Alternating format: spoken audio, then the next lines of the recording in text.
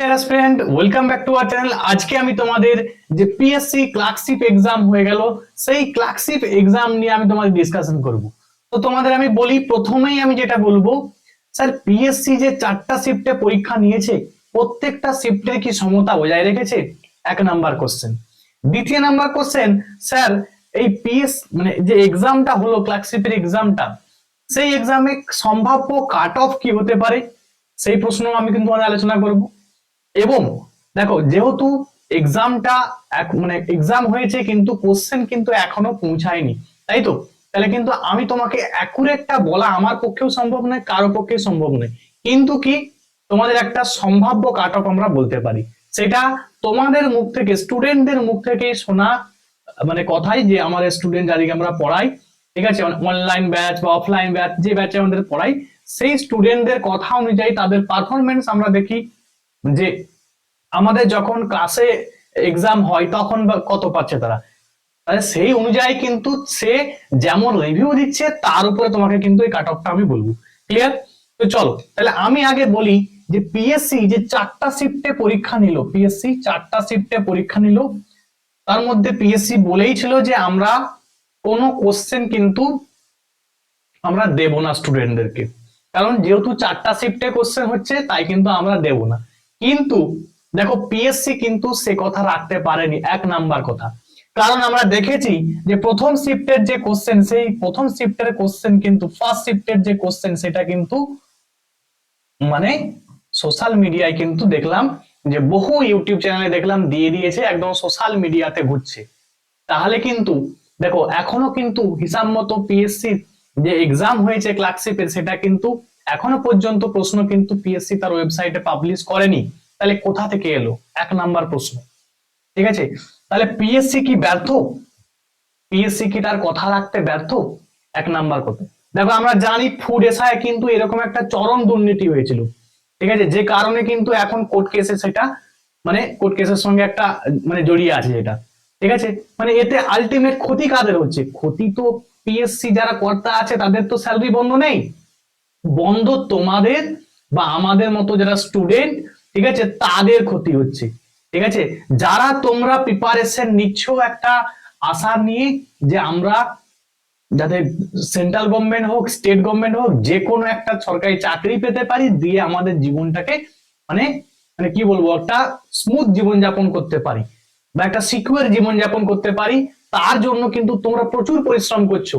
কিন্তু দেখা গেল কিছু স্টুডেন্ট টাকার বিনিময়ে, ঠিক আছে, কিছু স্টুডেন্ট কিছু কোনো কিছুর বিনিময়ে যদি চাকরি পেয়ে যায়, তাহলে তো আমাদের জন্য এটা বিশাল বড় ক্ষতিকর না? কারণ যে সমাজটা তৈরি হবে, সেই সমাজটা কিন্তু অশিক্ষিত সমাজ তৈরি হবে। যারা চেয়ারে বসে থাকবে তারা কিন্তু বসে থাকার যোগ্য নয়, ঠিক আছে। ওই চেয়ারে তোমরা বসার যোগ্য, কারণ তোমরাই হচ্ছে প্রকৃত স্টুডেন্ট, যারা রিয়েল পড়াশোনা করছো। আর যারা মানে পিছন দিক দিয়ে ঢুকে যাচ্ছে তারা কিন্তু অ্যাকচুয়াল প্রকৃত স্টুডেন্ট নয়। ঠিক আছে, তাহলে এক নাম্বার কথা, যে প্রথম শিফটের কোশ্চেন যদি লিক হয়েছে, আমরা দেখেছি লিক হয়েছে, যে চারদিকে সোশ্যাল মিডিয়ায় ঘুরে বেড়াচ্ছে, তাহলে এখনো কেন শাস্তি দেওয়া হচ্ছে না যারা প্রথম শিফটের কোশ্চেন, সেটা কিন্তু আমাদেরকে গর্জে উঠতে হবে তার জন্য। ঠিক আছে, তার জন্য একটা বৃহত্তর আন্দোলনে কিন্তু তোমাদেরকে সামিল হতে হবে। কারণ দেখো, যদি এরকম হতে থাকে, আমরা দেখলাম ফুড এসআই হলো, আবার ক্লার্কশিপ হলো, তাহলে এইরকম যদি চলতে থাকে তোমরা কতদিন এরকম সমস্যায় থাকবে, কতদিন না চাকরি করে থাকবে?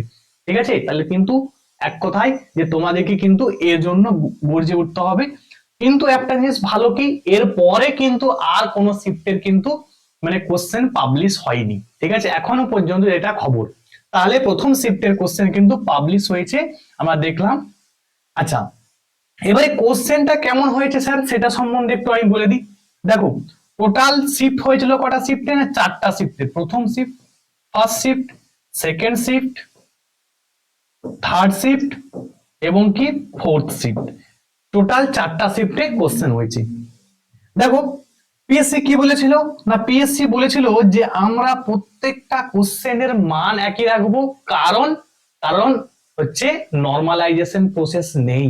যেমন সেন্ট্রাল গভর্নমেন্টে কি থাকে, নর্মালাইজেশন প্রসেস আছে, কিন্তু স্টেট গভর্নমেন্টে নর্মালাইজেশন প্রসেস নেই। তাহলে কি উচিত ছিল? না, সমস্ত যে কোশ্চেন গুলো হয়েছে 4টা শিফটে, তার মান একই রাখা। তা আমি মনে করি এই পিএসসি যদি 4টা শিফটে না পরীক্ষা নিয়ে যদি একটা শিফটে নিত, এই প্রবলেমটা কিন্তু হতোই না।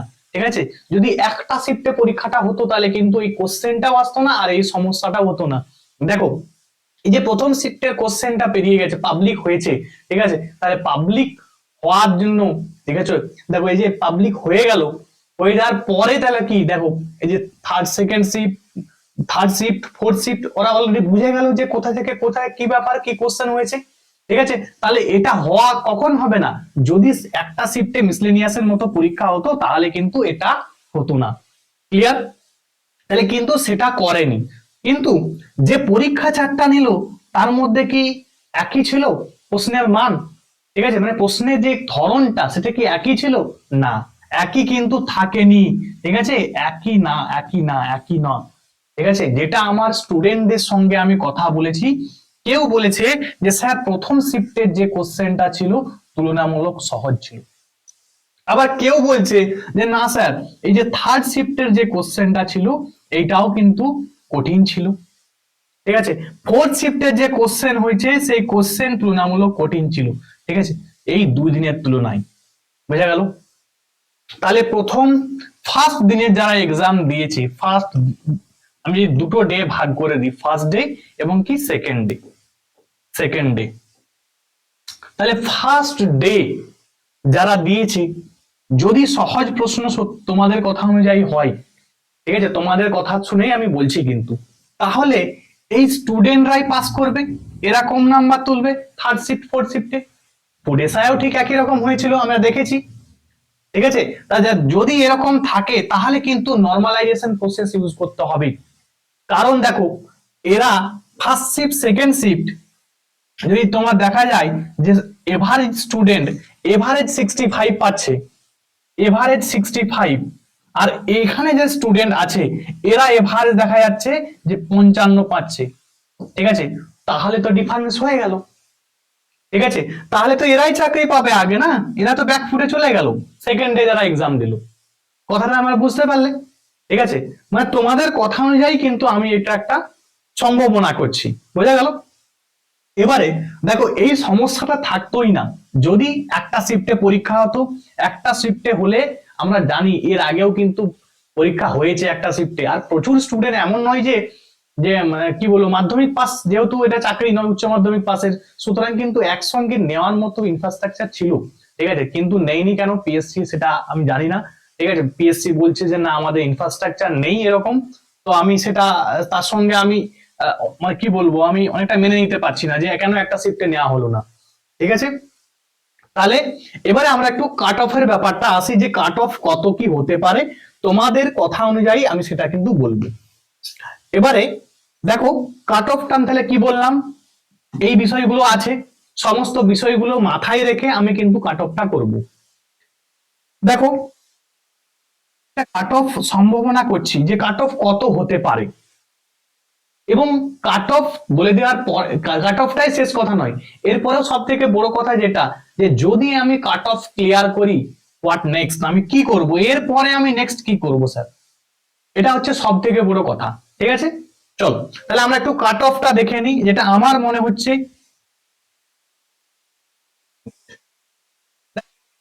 কিন্তু কাট অফ করতে গেলে আমরা কিন্তু প্রিভিয়াস ঘটনাকে বা প্রিভিয়াস এক্সাম যেটা হয়েছিল ক্লার্কশিপের তার কিন্তু আমরা সেটাকে আগে একটু বলি। দেখো তা আমরা জানি তখন কিন্তু যারা জেনারেল ছিল তাদের কাট অফ এসেছিল এই প্রায় হচ্ছে তোমার 64 মতো এসেছিল।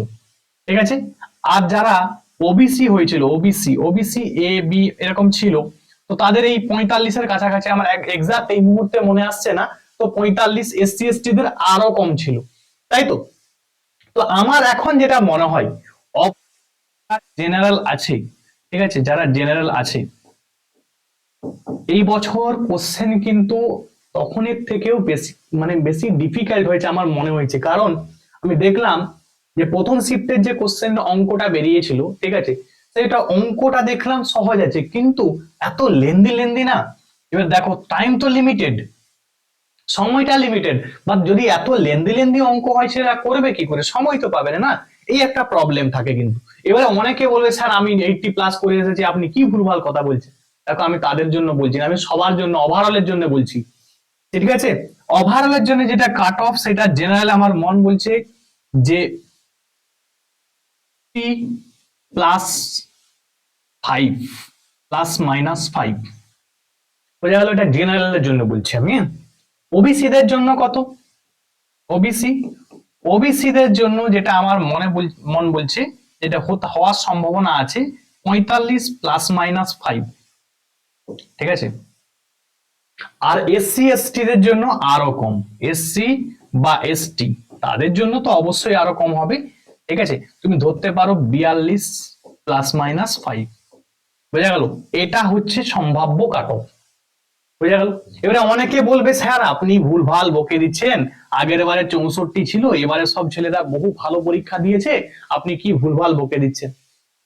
দেখো আমি আমার মতো করে বলেছি, ঠিক আছে। তোমরা হয়তো অনেকের মনে হতে পারে যে কাট অফ অনেক বেশি হতে পারে, 70 চলে যেতে পারে, 75 চলে যেতে পারে, আমি কিন্তু সেই কথায় আমি যাচ্ছি না। যারা প্রশ্ন দেখেছে তারা বুঝে নিয়েছে যে কোশ্চেন সহজ করলেও তার অপশন কিন্তু কঠিন দিয়ে দিয়েছে, মানে এত সহজ কিন্তু পরীক্ষাটা ছিল নি। সুতরাং যারা মানে বকছে যে কাট অফ 80 চলে যাবে, 85 চলে যাবে, তো তাদেরকে আমি কিন্তু কিছু বলার নেই, তো তোমরা সেভাবে করতে পারো। এবারে তোমাদের জন্য যেটা আমার কথা, যে এরপরে আমরা নেক্সট কি করব স্যার, আমাদের তো একটা এক্সাম হয়ে গেল, এবারে আমাদের নেক্সট কি করতে হবে। তো আমি সেই নেক্সট ব্যাপারটা আমি তোমাদের বলি, যে নেক্সট কি করবে, মেন্সের প্রিপারেশন কি করবে তোমরা। মেন্সের প্রিপারেশন খুব ইম্পর্টেন্ট, এই পার্টটা কিন্তু তোমরা অবশ্যই দেখবে, ঠিক আছে। এই পার্টটা কিন্তু অবশ্যই দেখবে। দেখো সেটা হচ্ছে, দেখো মেন্সের যেটা অনেকে তোমাদের আছে যারা হচ্ছে মিসলেনিয়াস পাস করবে, অনেকে আছে যারা ক্লার্কশিপ পাস করবে, এবং দেখো অনেক ছেলে আছে যারা WBCS দেবে, ঠিক আছে, ওয়েস্ট বেঙ্গল পুলিশ SI দেবে। এই চারটার জন্য আমি কিন্তু একটা ডেসক্রিপটিভ ব্যাচ শুরু করছি, ঠিক আছে। আগে একটু তোমাদের বলে দিই, তারপরে আমি জাস্ট তোমাদের মেইন টপিকে আসবো। যদি কেউ অ্যাডমিশন নিতে চাও 7872141322 এই নাম্বারে কিন্তু হোয়াটসঅ্যাপ করবে, ঠিক আছে। একদম মিনিমাম ফিজ রেখেছি মাত্র 300 টাকা মান্থলি, ঠিক আছে, 300 টাকা মান্থলি। 300 টাকার বিনিময়ে কিন্তু দুটো জিনিস কি কি বললাম, Bengali plus English, Bengali plus English, clear. এইটা কিন্তু ব্যাচ ডিসেম্বর থেকে ক্লাস শুরু হবে, অলরেডি অ্যাডমিশন শুরু হয়ে গেছে। যারা অ্যাডমিশন নিতে চাচ্ছ তারা কিন্তু এই নাম্বারে কিন্তু হোয়াটসঅ্যাপ করবে, হোয়াটসঅ্যাপ করলে কিন্তু তোমাদের আমি মানে বলে দেব কি করতে হবে, কোথায় পেমেন্ট করবে, কি ব্যাপার, এবং ক্লাস কিভাবে হবে, ঠিক আছে, কোন মেথডে হবে, সবটাই কিন্তু আমি বলে দেবো, বুঝা গেল। চলো এবারে যারা মেন্সের জন্য এখনো রেডি হতে পারছো নি, ঠিক আছে, আচ্ছা মেন্সের প্রিপারেশনটা একটু বলে দিই, তারপর আমি বলবো যে যাদের মনে হচ্ছে যে স্যার এই কাট অফটাও আমরা ক্লিয়ার করতে পারবো না, তারা কি করবে তাদের জন্য আমি বলছি, ঠিক আছে। আচ্ছা তোমাদের এই জায়গাটা আমি একটু আসি আরো, এই জায়গাটা, এই জায়গাটা হচ্ছে একটু বলা ভুল হয়ে গেল, জেনারেলটা না তুমি বলতে পারো যে 55 ± 5, ঠিক আছে, 55 ± 5, আমার জেনারেলটা একটু বেশি বলা হয়ে গেছে, জেনারেল এত এত কাট অফ হবে না, আমার মন বলছে যেটা এত হবে না, ওই 60-এর কাছাকাছি বা 60-এর একটু একটু এদিক ওদিক হতে পারে, ওইরকমই কিন্তু কাট অফ আসবে। আচ্ছা এখন মেন্সের প্রিপারেশনটা আমি বলে দিই। দেখো অনেকে তো কনফিউশনের মধ্যে থাকবে যে স্যার আমি পাস করবো না করবো না, এরকম একটা কনফিউশন থাকবে। তো তুমি না বেঙ্গলি আর ইংলিশ তোমাকে লিখতে হবে, ঠিক আছে।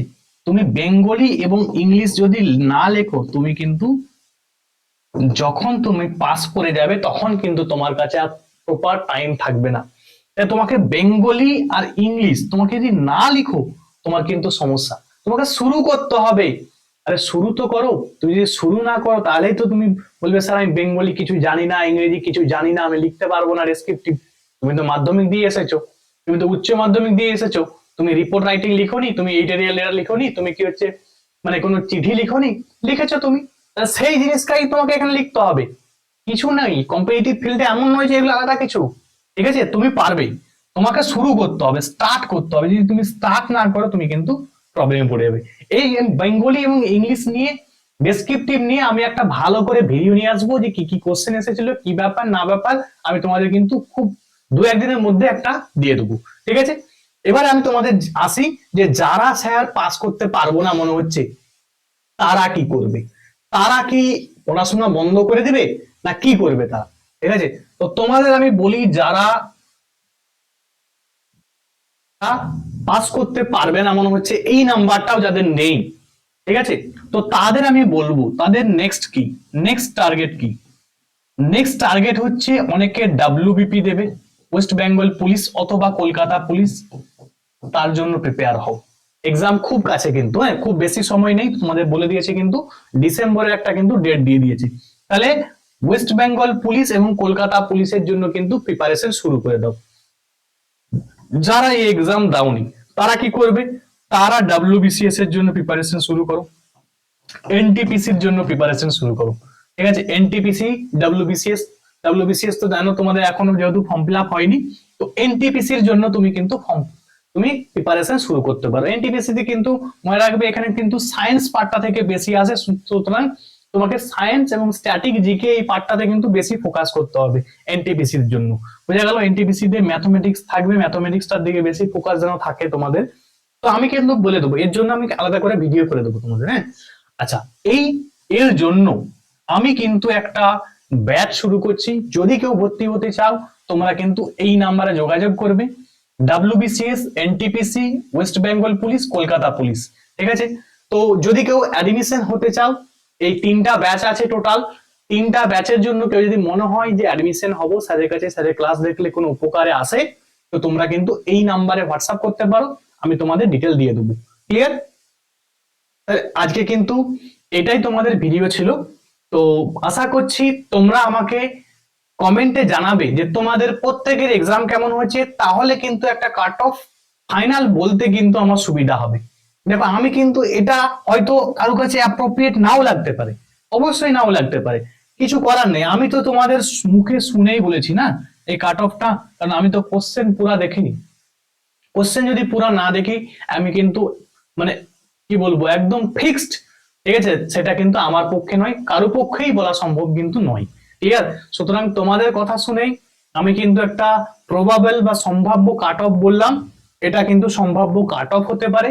তো যদি এই 50-এর উপরে বা 50-এর কাছাকাছি কারো নাম্বার থাকে, তারা কিন্তু মেন্সের জন্য প্রিপারেশন নিতে পারো।